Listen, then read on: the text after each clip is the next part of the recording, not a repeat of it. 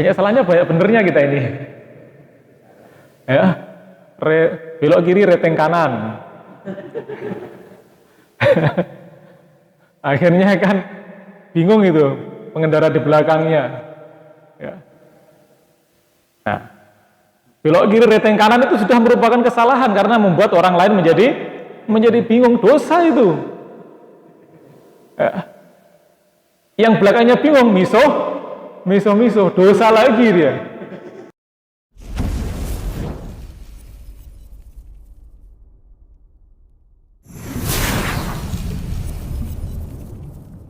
Assalamualaikum warahmatullahi wabarakatuh.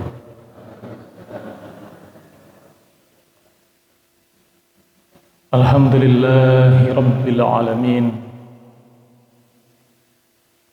Wa bihi nasta'inu ala umuri dunya waddin, wassalatu wassalamu ala asyrafil anbiya'i wal mursalin habibina Muhammadin wa ala alihi wa sahbihi wa sallam ajma'in.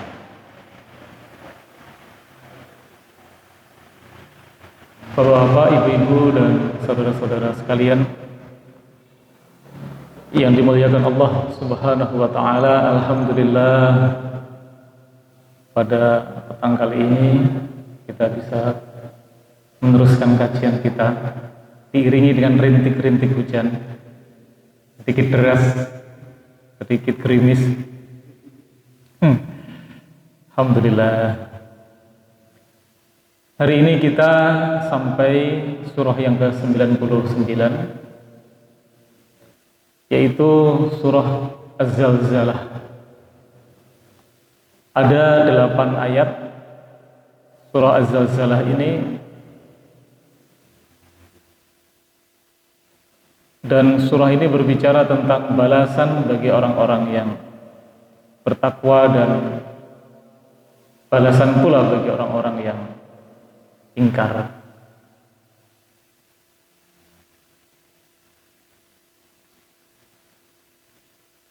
Surah ini pun berbicara tentang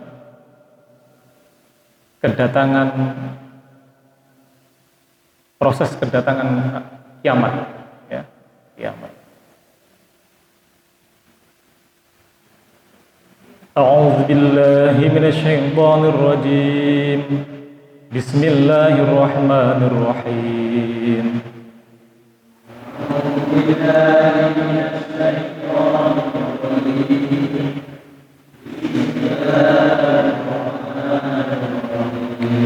Idza zulzilatil ardu zilzalaha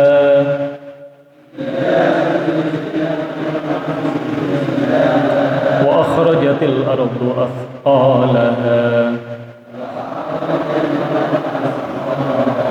wa qala al insanu ma laha yawma idzin tuhadditsu akhbaraha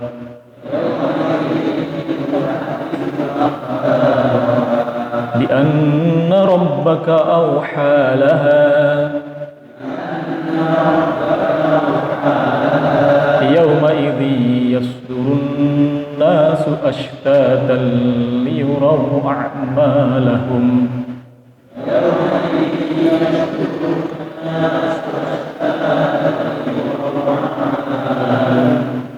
فَمَنْ يَعْمَلْ مِثْقَالَ ذَرَّةٍ خَيْرًا يَرَهُ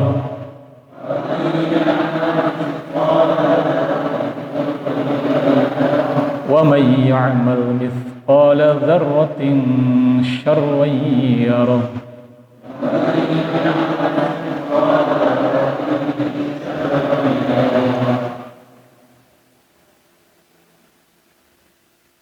Jamaah sekalian, menurut Ibnu Mas'ud, menurut Atha dan menurut Jabir, ini termasuk surah Makkiyah.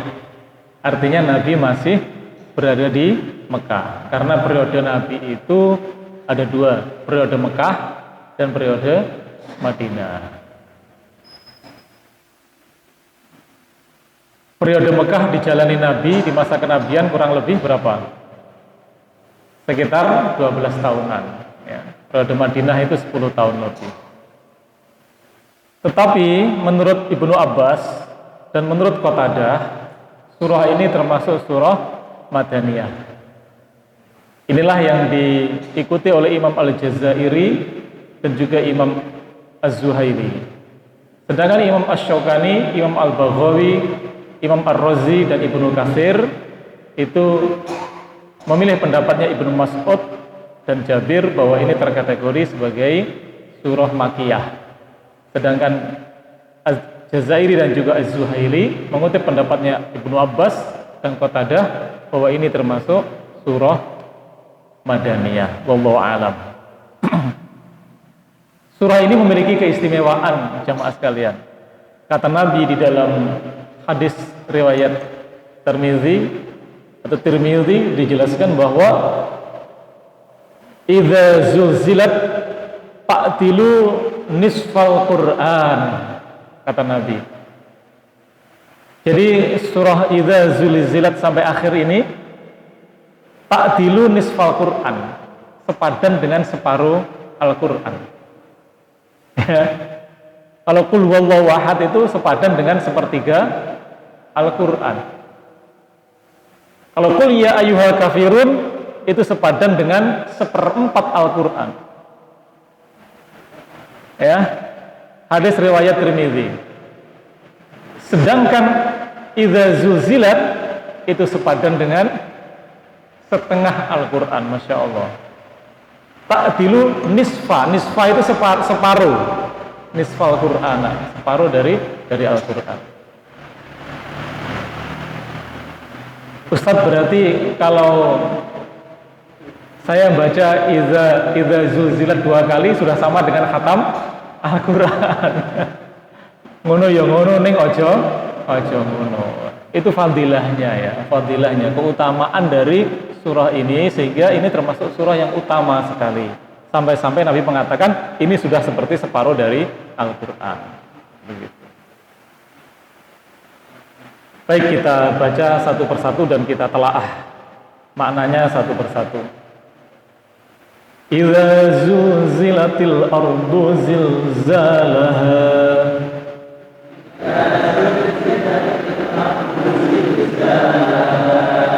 idza apabila zulzilat al-ardu, bumi diguncangkan. Ya, zulzilat itu diguncangkan. Apa yang diguncangkan? Al-ardu. Bagaimana goncangannya itu? Zilzalaha, dengan goncangan yang amat dahsyat. Jadi jamaah sekalian, suatu saat bumi ini akan digoncangkan dengan goncangan yang amat dahsyat. Padahal kita sudah pernah melihat goncangan-goncangan bumi yang menurut perkiraan kita cukup dahsyat. Nanti akan digoncangkan dengan goncangan yang zilzalah, amat dahsyat. Nanti itu menjelang kiamat, Masya Allah. Lalu kita sekarang ya, kapan hari gempa udah bingung. Ya, itu baru goncangan-goncangan 5-6 skala Richter. Sempat agak keras itu waktu di Bantul, Yogyakarta kemarin. Itu yang meninggal 7.000. Hari ketiga saya sempat berada di sana sebagai relawan selama 5 hari di Jogja, ingat saya. Itu Masya Allah kondisinya parah di Bantul. Sebelumnya itu di Aceh kemarin yang tsunami itu. Itu di sekitar kita. Padahal itu satu goncangan benar, tetapi nanti akan diguncang dengan goncangan yang lebih dahsyat lagi. Ya. Imam Az-Zuhaili di dalam tafsir Al-Munir menjelaskan itu nanti terjadi pada tiupan yang pertama, tiupan yang kedua, ataupun sesuai dengan hikmah ilahi. Jadi ketika Allah memerintahkan kepada malaikat Israfil, yang sekarang trompetnya itu sudah berada di bibirnya Israfil, begitu diperintahkan untuk ditiupkan itu, maka akan terjadi sebuah zilzalah, goncangan yang luar biasa pada tiupan pertama, tiupan kedua, atau sesuai dengan hikmah ilahi. Imam Asy-Syaukani menjelaskan bahwa harakatan syadidatan, satu gerakan yang luar biasa kerasnya. Ya. Ya.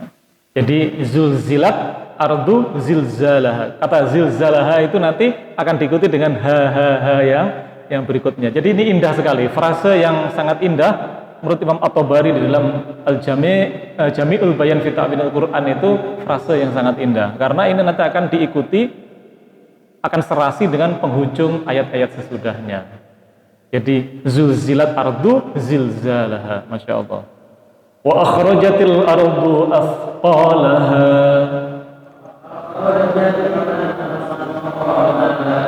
wa akhrajati, dan telah mengeluarkan al-ardu bumi, apa itu?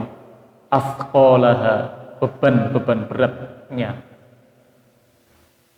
Jadi goncangan yang dahsyat itu, zilzalah itu, sampai-sampai ditandai dengan akhrajat, telah mengeluarkan al-ardu bumi, bumi sampai mengeluarkan asqalaha, beban beratnya yang dikandung oleh bumi itu. Jadi bumi sudah nggak mampu lagi menanggung beban yang cukup berat. Menurut Imam Az-Zuhaili di dalam Tafsir Al-Munir volume yang ke-30 halaman 358 itu dijelaskan bahwa beban-beban berat itu ya semuanya, tambang, ya, harta karun, apa saja yang ada di perut bumi, termasuk benda-benda, termasuk mayat-mayat, itu semua, ya, termasuk tambang, apa saja, sudah nggak kuat lagi bumi menanggung itu. Tapi kalau menurut Imam At-Tabari di dalam Jami'ul Bayan fi Ta'wilil Quran, ataupun disitir oleh Imam Ibnu Katsir di dalam Tafsir Al-Qur'anul Azim volume yang ke-8 halaman 460, itu yang dimaksud di situ adalah mayat-mayat. Jadi yang dimaksud dengan asqala adalah orang-orang yang sudah mati, mayit. Dan itu menjadi beban yang berat bagi bumi untuk menanggungnya. Sampai-sampai bumi sudah nggak kuat lagi menanggung mayat-mayat yang ada di dalam bumi. Itu nanti akan ditumpahkan semua oleh bumi. Jadi goncangan yang berat itu sampai mayat-mayat yang ada di dalam perut bumi ini terpental keluar. Ya, kalau sampai mayat-mayat belum terpental keluar, itu belum terkategori sebagai zilzalah. Terpental keluar. Masya Allah. Bumi sudah nggak kuat menanggung bebannya, termasuk nanti orang-orang yang mati yang sudah dikubur itu dikeluarkan. Jadi kita semua nanti harus siap-siap. Setelah kita dikubur, siap-siap untuk keluar dari perut bumi. Masya Allah. Wa qala al-insanu ma laha,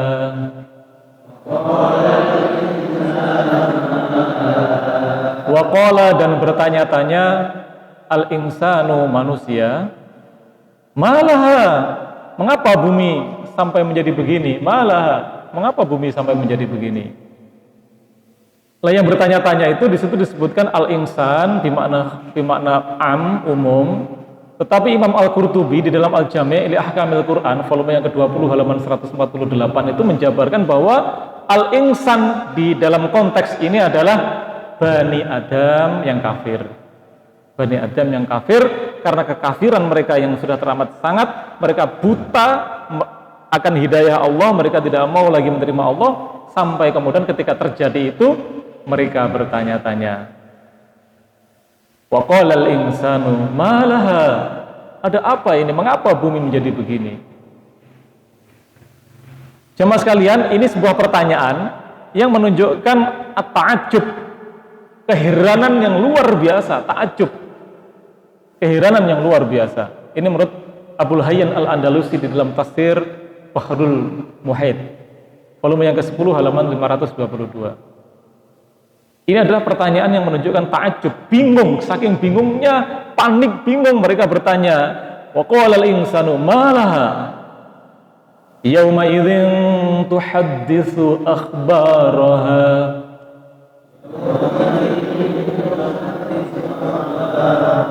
yauma idzin, pada hari itu, Tuhaddisu menceritakan, akhbaroha beritanya. Siapa yang menceritakan? Bumi. Yauma idzin pada hari itu bumi tuhaddisu, bumi menceritakan akhbaroha beritanya. Bumi berguncang luar biasa sampai mayat-mayat keluar, termuntahkan semua dari perut bumi itu. Pada hari itu bumi menceritakan beritanya. Ya. Sesungguhnya berita bumi adalah memberikan kesaksian atas setiap hamba laki-laki dan perempuan terhadap apa yang dikerjakan di atas bumi. Hadis riwayat Tirmidzi. Jadi bumi menceritakan kesaksiannya. Jadi semua perbuatan kita ini ternyata setelah kita ini dilihat oleh malaikat kanan kiri kita, dicatat oleh Raqib dan Atid, ternyata bumi yang kita pijak ini menjadi saksi akan perbuatan kita. Ya, orang sekarang menyebut saksi bisu karena tidak langsung komen. Ya, kalau kita kan bisa komen. Ya, bahkan tidak hanya komen, disuruh like, subscribe, share, dan komen. Bumi tidak komen tetapi menjadi saksi bisu atas apa yang menjadi perbuatan kita. Masya Allah. Maka disebutkan di situ yauma idzin tuhaddisu akhbaraha bi anna rabbaka awhalaha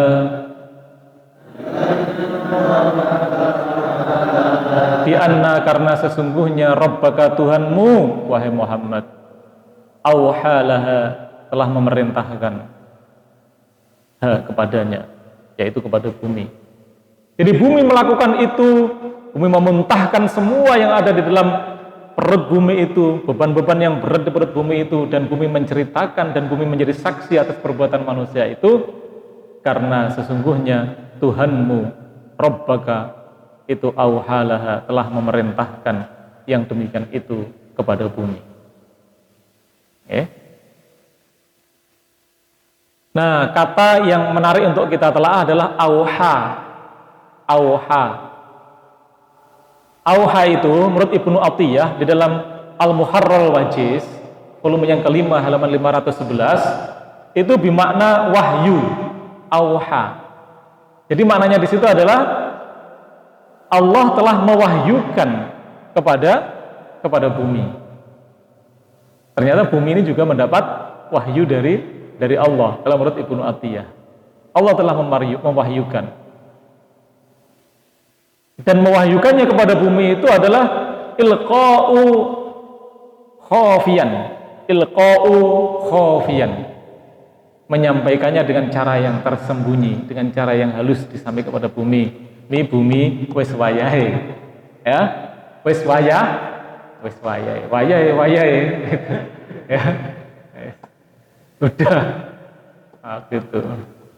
Jadi bumi ini sebenarnya sudah menunggu-nunggu saatnya untuk memuntahkan semua yang ada di dalamnya dan menceritakan persaksiannya atas perbuatan manusia. Menurut Ibnu Katsir di dalam tafsir Al-Qur'anul Azim volume yang ke-8 halaman 461 di situ diceritakan bahwa bimakna azina laha, mengizinkannya, azina laha. Jadi Allah telah mengizinkan kepada bumi untuk memuntahkan, untuk berguncang dengan guncangan sekeras-kerasnya, telah mengizinkan. Bahkan menurut Ibnu Katsir di dalam tafsir Al-Qur'anul Azim volume yang ke-8 halaman 461 disebutkan di situ bahwa menurut Mujahid bimakna auha itu adalah amaroha. Ya, amaroha. Bumi telah diperintah, Allah telah memerintah kepada bumi untuk berguncang dengan guncangan yang sekuat-kuatnya dan memuntahkan semua isinya. Nah, jadi ada perintah di situ, Allah sudah mengizinkan, maka di sini sangat jelas sekali. Yauma idzi yasdurun nasu ashtatan liyuraw a'malahum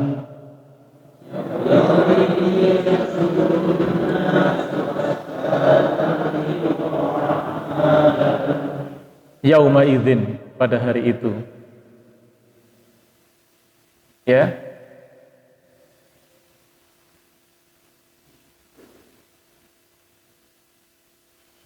Yasdurun nasu, manusia keluar dari kuburnya ya, ashtatan, dalam keadaan yang bermacam-macam. Ketika dimuntahkan oleh bumi itu, manusia keluar dari kuburnya ashtatan, dalam keadaan yang bermacam-macam. Pangkling pora ya kira-kira ya. Kalau dulu dia punya idola artis ini gitu, bisa jadi pangkling. Karena nanti bermacam-macam, berbeda-beda. Ya. Liyurau a'malahum, supaya diperlihatkan kepada mereka a'malahum, balasan dari pekerjaan mereka. Kenapa sampai bermacam-macam, berpisah-pisah, bergolong-golongan? Oleh Allah untuk diperlihatkan hasil dari apa yang mereka kerjakan di bumi.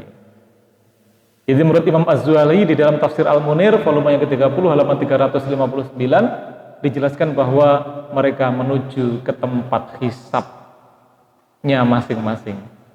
Jadi nanti ada yang ke tempat hisabnya masing-masing. Ada yang ngetan, ono sing ngulon, ono sing ngalor, ono sing ngidul, mereka berbondong-bondong, berbeda-beda, terpisah-pisah.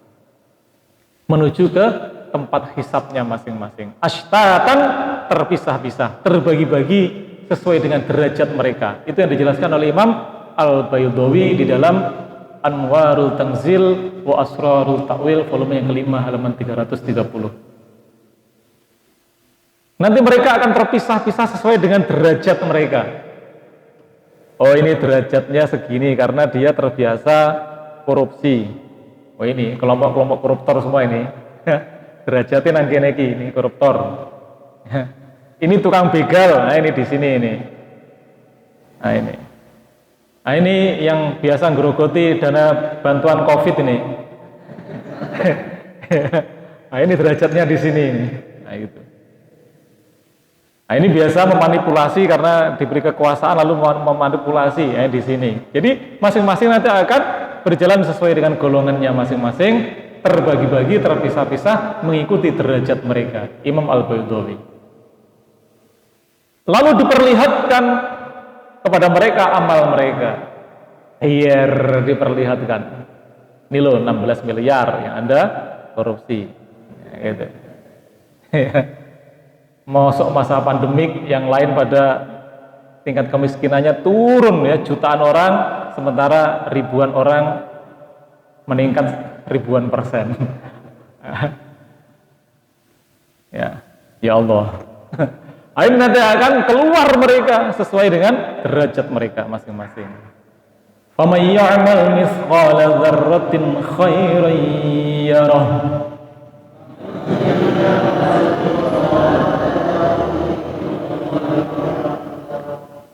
Faman ya'mal, barang siapa yang mengerjakan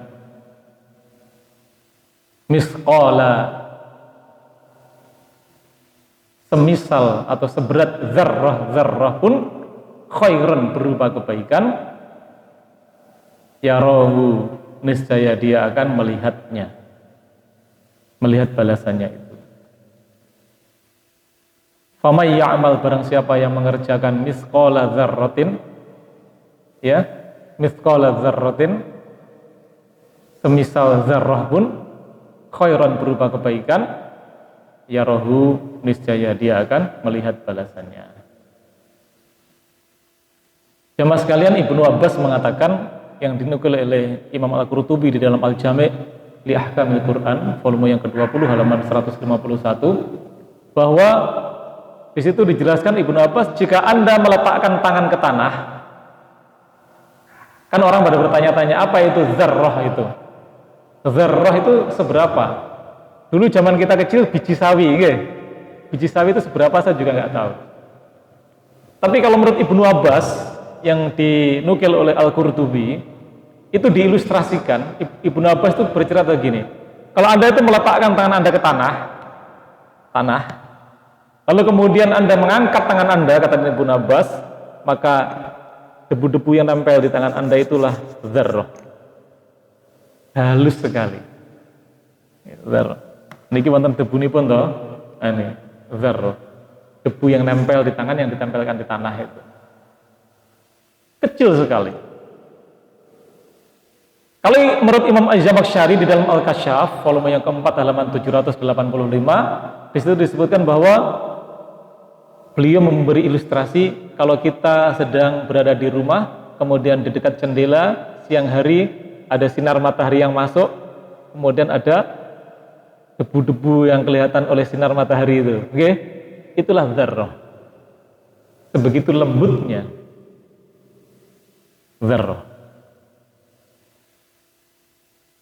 Dan kata Allah disebutkan, "Faman ya'mal mithqala dzarratin khairan yarahu." Barang siapa yang mengerjakan kebaikan seberat dzarrah pun niscaya dia akan melihatnya, kebaikan dari balasan kebaikan itu. Masya Allah. Karena itu di dalam surah An-Nisa, yaitu surah yang keempat, ayat yang ke-40 dijelaskan bahwa innallaha la yazlimu mithqala dzarrah. Sesungguhnya Allah la yazlimu, tidak berbuat zalim terhadap hambanya mithqala dzarrah, walaupun seberat dzarrah. Saking adilnya Allah Subhanahu wa taala itu, Allah tidak zalim sedikit pun kepada hambanya sekalipun hanya seberat dzarrah. Nah, berarti kita ini harus siap-siap saja untuk masuk di pengadilan. Pengadilannya siapa? Allah Subhanahu wa taala. Kalau pengadilan manusia kan gampang. Putusan saja bisa di copy paste. Masa amar putusan pakai copy paste? Lucu itu. Ya. Lalu kasusnya beda kok, putusan amarnya copy paste. Ya Allah. Terus tanggung jawabnya nanti di akhirat gimana itu? Nah, kalau Allah disebutkan innallaha la yazlimu mithqala dzarrah, sesungguhnya Allah tidak menganiaya seseorang walaupun seberat dzarrah.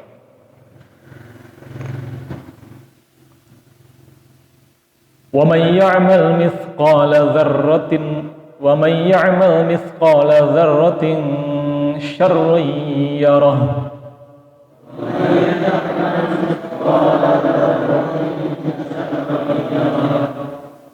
Dan barang siapa yang mengerjakan kejahatan, wa may ya'mal mithqala dzarratin syarran ya.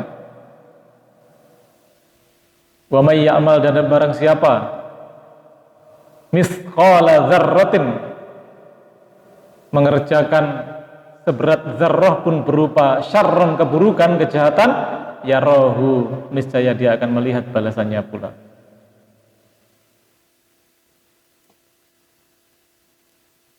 Dia akan melihat balasannya pula. Disebutkan oleh Imam Al-Jazairi di dalam Aisar At-Tafasir volume yang kelima halaman 604, kecuali yang telah diampuni oleh Allah Subhanahu wa taala. Itu.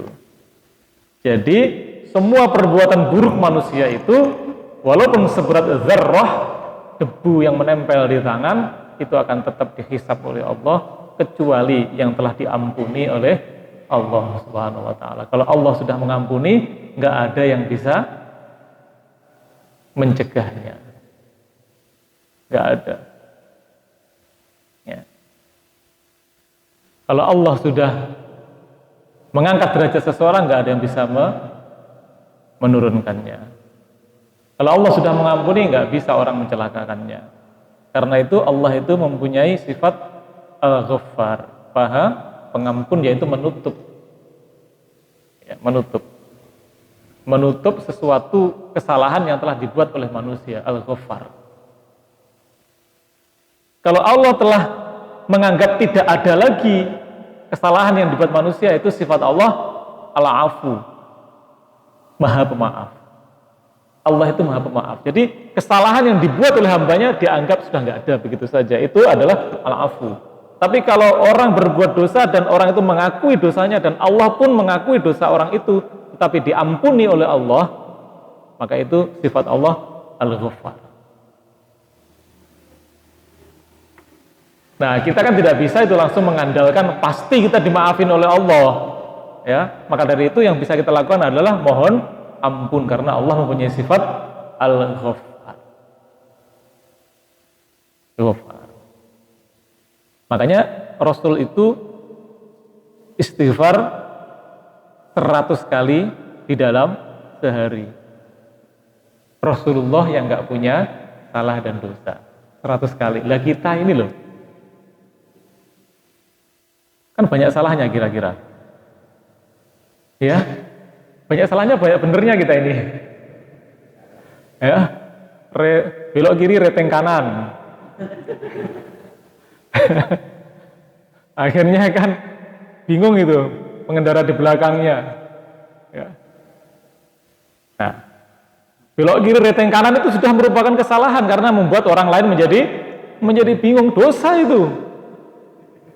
Ya. Yang belakangnya bingung, miso, dosa lagi dia. Ya, repot ternyata ini. Baik.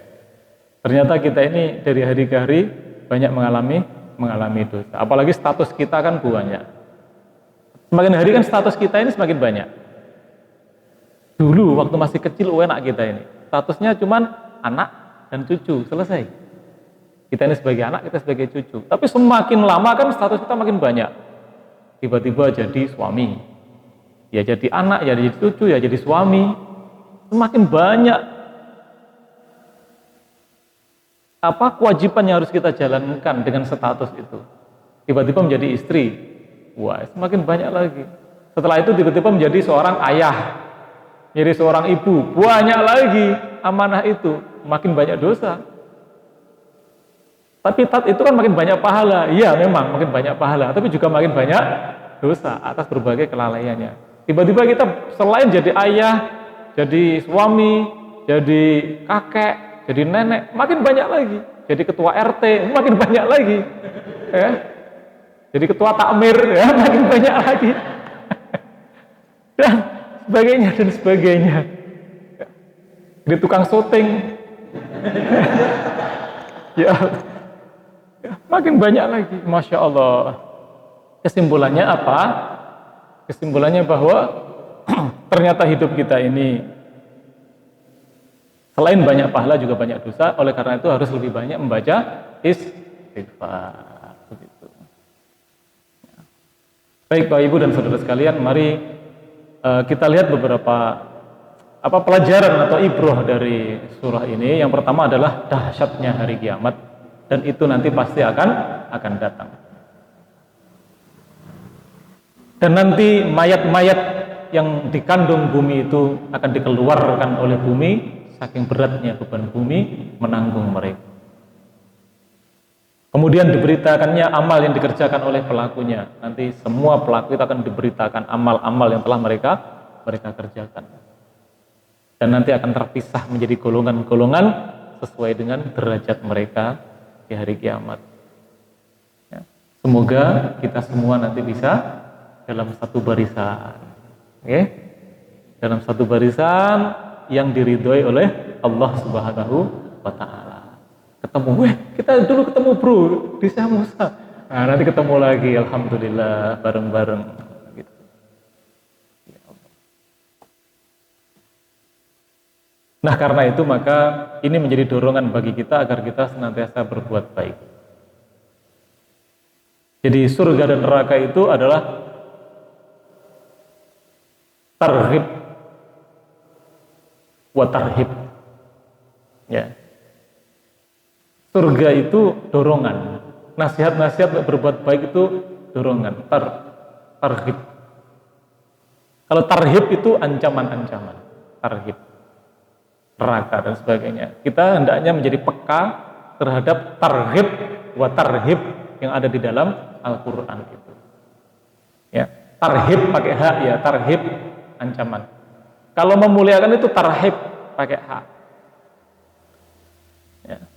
Jangan kemudian waktu Ramadan itu tarhib Ramadan, nah itu keliru. Bukan tarhib, tarhib.